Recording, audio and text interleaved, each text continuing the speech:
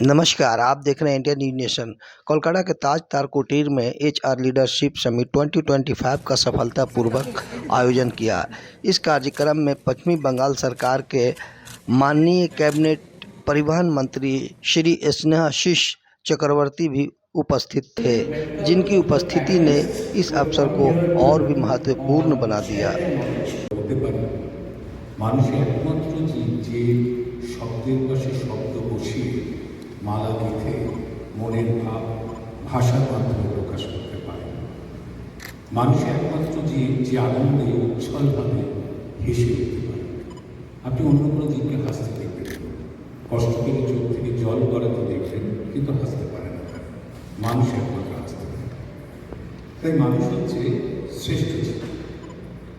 এখন এই শ্রেষ্ঠ জীব মানুষকে আর কতকাল বা কত যুগ এই পৃথিবীতে তার অস্তিত্বকে আমরা টিকিয়ে রাখতে পারব, এটাই বিজ্ঞানের একটা বড় চ্যালেঞ্জ। নাকি মানুষ জীবন ধ্বংস হয়ে যাবে, নাকি মানুষ বিলুপ্ত হয়ে যাবে, অস্তিত্বহীন হয়ে যাবে। বিজ্ঞান কিন্তু একাধারে যেমন মানুষকে সেই আদিম যুগ থেকে আজকের উন্নত যুগে প্রবেশ করিয়েছে, আর একদিকে বিজ্ঞানকে কিন্তু এটাও ভাবতে হচ্ছে যে এর দীর্ঘস্থায়িত্ব কতটা হবে। এখন প্রশ্ন কেন এরকম প্রশ্ন এলো এই কারণে আমরা সেই আদিমকাল থেকে আজ পর্যন্ত যা কিছু ব্যবহার করি সব প্রকৃতি থেকে, আমাদের খাদ্য, আমাদের বাসস্থান, পরিবেশ সব প্রকৃতি থেকে আমরা গ্রহণ করি।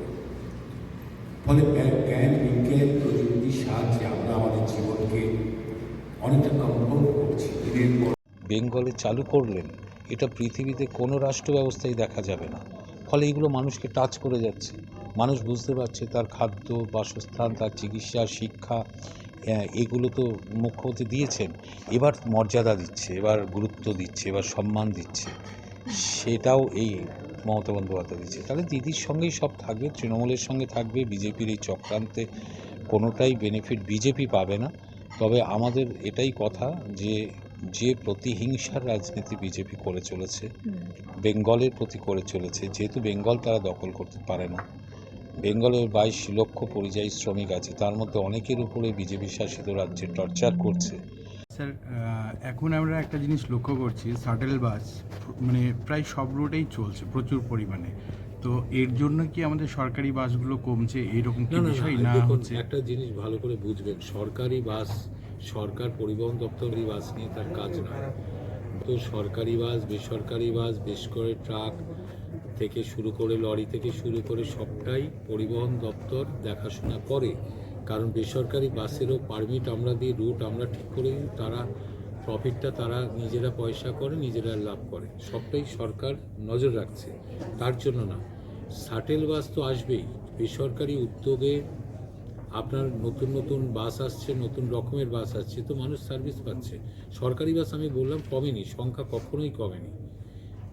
এবার সংখ্যাটা আমরা আরও বাড়িয়ে দিতে পারবো, বরঞ্চ কমেনি। এটাই বেসরকারি বাস 15 বছরের জন্য একটু ঘাটতি হয়েছিল, সেটাও আশা করি কোর্টের রায় বেরোলে আমরা কাটিয়ে দিতে পারবো। আর এখন কিছু বেসরকারি সংস্থা শাটেল বাস চালাচ্ছে, ভালো তো, মানুষ সেগুলো গ্রহণ করছে, তো এতে অসুবিধা কী আছে? কিন্তু স্যার, তাদের জন্য মানে অনেক সময় দেখা যাচ্ছে যে রাস্তাতে প্রচুর জ্যাম, মানে তাদের নির্দিষ্ট কি কোনো রুট আছে যে তারা এই রুটে চলবে? এই প্রশ্নগুলো কিন্তু দ্বন্দ্বমূলক হয়ে যাচ্ছে। কিছু মানুষ বলছে আমার বাস চাই, আবার আপনি বলছেন শাটেল বাস এটা যানজট তৈরি করছে। হ্যাঁ, এটা মাথায় রাখতে হয় যে একটা রাস্তায় একটা নির্দিষ্ট ধারণ ক্ষমতা আছে, সেই রাস্তায় কতগুলি গাড়ি চলতে পারবে এটা আমরা পারমিটের মাধ্যমে কন্ট্রোল করে থাকি। ফলে ইচ্ছামতো গাড়ি নামানোও যায় না। ফলে এই শাটেল বাস যারা চালাচ্ছে তারা একটা নির্দিষ্ট লাইসেন্স তো অবশ্যই করে নিয়েছে, আর আমরা তো ওটা খেয়াল রাখছি। কিন্তু বাসের পরিমাণ আরও বাড়াতে হবে। আবার এটাও ঠিক, পাশাপাশি কলকাতায় মেট্রো চলে এসছে, মেট্রোয় 6 লক্ষ থেকে 8 লক্ষ মানুষ প্রতিদিন চাপছে, 76,000 ক্যাব চলছে, সেখানে মানুষ চাপছে।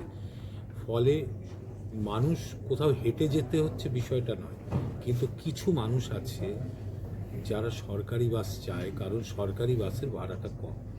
সেই সব মানুষকে সার্ভিস দেওয়ার জন্যই সরকারি বাস। কিন্তু সরকারি বাসের যে সংখ্যা একটা সরকারের কাছে থাকে, সেটা দিয়ে সব রুটে সে সার্ভিস কখনো দিতে পারে না, কারণ আমাকে ভর্তুকি দিয়ে সার্ভিস দিতে হচ্ছে। বোঝা গেল? অনেক স্টেটে তো সরকারি বাস নেই, মধ্যপ্রদেশে কোনো সরকারি বাস নেই। সব স্টেটেই কিছু সরকারি বাস থাকে, বাকি বেসরকারি বাস থাকে, দুটো নিয়েই সার্ভিস দেওয়া। কিন্তু যে সমস্যাগুলো আছে সেটা আমরা চিহ্নিত করে সমাধানের চেষ্টা করছি। So this program is for HR professionals, where there are a lot of changes happening in the corporate world, and the HR is largely the think tank, which gives direction to an organization.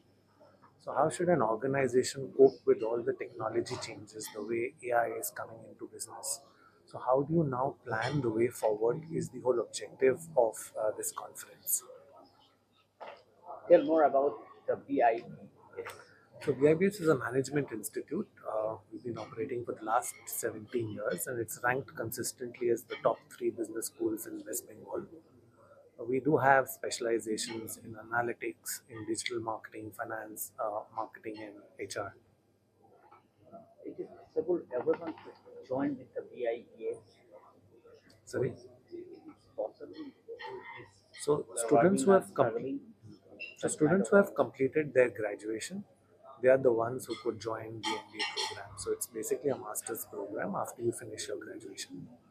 Everyone cannot afford the budget of the BIBS. So BIBS does offer scholarships to meritorious students. So there are various ways on how one can manage to get into the program. But eventually, a management program also is a great format to enter into the corporate world. And the kind of placement opportunities that one does get, it becomes a lot more feasible for someone to be able to join an MBA program. What would you say the freshers ones? So most of the students who opt for the MBA program are freshers. Okay, so there are at least about 10% of students who do have work experience, but majority of students are freshers. The main question. My name is Vidur Kapoor. I'm the chairman of BIBS. Thank you, sir. Ready sir, जो कलकत्ता में IBS का जो programme हो रहा है, इसके बारे में आप क्या बोलना चाह रहे हैं? नहीं, ये बहुत अच्छा प्रोग्राम है क्योंकि ये बिप्स और NHRDN का कोलैबोरेटिव एक्सरसाइज है। मैं तो बॉम्बे से आया हूँ, लेकिन to see in eastern part of India कि इतना फोकस है on future of work, future of organisations, future of HR, ये बहुत फॉरवर्ड लुकिंग एजेंडा है। और अभी कॉन्वर्सेशन हो भी रही हैं और शाम भर चलेंगी, उसमें से बहुत आइडियाज़ आएंगे जो कंपनीज़, पर्टिकुलरली जो ईस्ट इंडिया में, बंगाल में हेडक्वार्टर्ड कंपनीज़ हैं, उनके लिए plan of action to make them future ready organisations. तो बहुत ही अच्छा प्रोग्राम है and I am very happy to invite. इसमें किस टाइप का स्टूडेंट का मैंने बेनिफिट हो सकता है, आप लोग को क्या सोच है? तो ऑडियंस में बहुत लोग हैं जो स्टूडेंट्स हैं, लोकल स्टूडेंट्स हैं। इस स्टेज में उनको ये पर्सपेक्टिव मिलना बड़े वेल नोन प्रैक्टिशनर्स का, लीडर्स का, कि किस तरह से दुनिया बदल रही है, किस तरह के चैलेंजेस हैं, किस तरह के अपॉर्चुनिटीज़ हैं, वो मेरे ख्याल से एजुकेशन को सप्लीमेंट करता है। नहीं तो केवल थियोरी में आदमी रह सकता है एक स्टूडेंट। तो ये मेरे लिए बहुत प्रैक्टिकल विजडम का ओकेजन है, और स्टूडेंट्स जो इसको ऑब्जॉर्व करेंगे वो मेरे ख्याल से ज़्यादा प्रैक्टिकली रेलिवेंट होकर के पास आउट करेंगे और वर्कफोर्स में शामिल होंगे। क्या स्टूडेंट के अफोर्डेबल है? आपको क्या सोच है इसमें? स्टूडेंट्स के एक्चुअल एफोर्ड कर पाएगा कि नहीं है? नहीं, बढ़ेगा। मतलब स्टूडेंट्स एफर्ट भी करते हैं, स्टूडेंट्स पार्टिसिपेशन से, उनके सवाल से प्रैक्टिशनर्स के लिए भी कुछ सीखने के लिए मिलता है। ऐसा नहीं है कि सभी आंसर्स और क्वेश्चंस इंडस्ट्री के पास है, और जब ये नई वर्क स्टूडेंट्स जो अनब्लिंकर्ड हैं वो सवाल पूछते हैं तो वो भी कुछ सोचता है आदमी जब वापस जाता है कि वो पर अच्छा सवाल था। तो मेरे ख्याल से ये टू वे कॉन्वर्सेशन के लिए बहुत ही अच्छा है। अच्छा, बीप्स के द्वारा बंगाल का एजुकेशन में कुछ बदलाव ऐसा कुछ हो सकता है? देखिए, मैं तो बिप्स का डिटेल नहीं जानता हूँ, लेकिन जितना मुझे समझ में अभी तक मैं सुन रहा हूँ लोगों से कि बहुत ही एक different kind of education, MBA management education का ऑफरिंग है, और it is focused on local students. आज जो अपॉर्चुनिटीज़ हैं इंडिया में ही नहीं लेकिन विदेश में, उसमें और भी मैनेजमेंट क्वालिफाइड स्टूडेंट्स की ज़रूरत है। High quality education and highly exposed students. तो बिब्स मेरे ख्याल से बहुत ही महत्वपूर्ण योगदान दे रहा है to making students, especially from this part of India, to become future ready and be very good members of the future workforce. Okay sir, आपका नाम? मेरा नाम है प्रबीर झा और मैं अपनी एडवाइजरी फर्म 35 साल का एक्सपीरियंस है मुझे सरकार में और बहुत बड़े बड़े कंपनीज का CHRO रहा हूँ। मैं अब अपनी कंपनी चलाता हूँ। आपका company? Prabir Jha people advisor. Okay, thank you sir.